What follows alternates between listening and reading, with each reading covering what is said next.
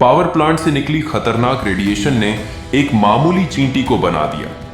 मौत की मशीन अब वो चींटी नहीं, तबाही है। क्या साइंटिस्ट रोक पाएंगे इस तबाही को?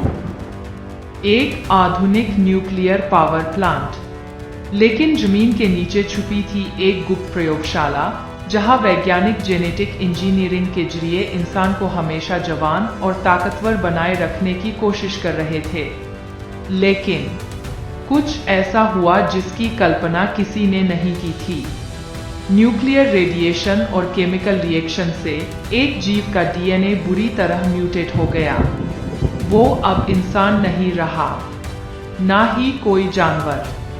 उसी वक्त शहर में शुरू होती है तबाही। इमारतें कांपने लगती है, सड़कें फटने लगती है, लोग डर से चीखते हैं।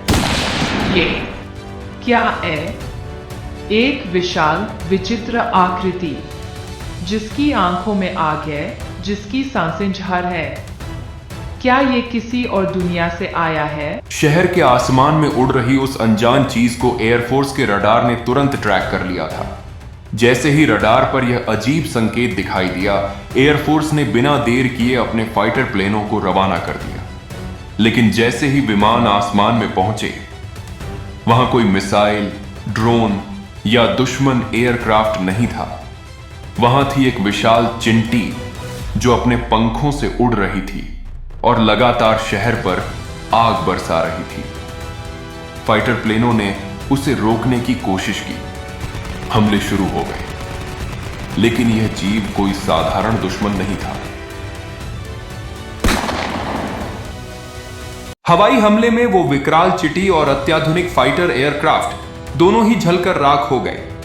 हर कोई यही समझ बैठा कि अब खतरा टल गया है, लेकिन सच्चाई कहीं और छुपी थी। क्योंकि जिस गुप्त प्रयोगशाला में यह प्रयोग हुआ था, वहां मौजूद कई छोटे जीव इस विकिरण और जेनेटिक इंजीनियरिंग से प्रभावित हो चुके थे। अब सवाल यह है, उन पर क्या असर पड़ा? क्या वो भी उसी विनाशकारी शक्ति के वाहक बन चुके हैं? क्या तबाही सच में खत्म हुई या अब यह सिर्फ एक शुरुआत थी?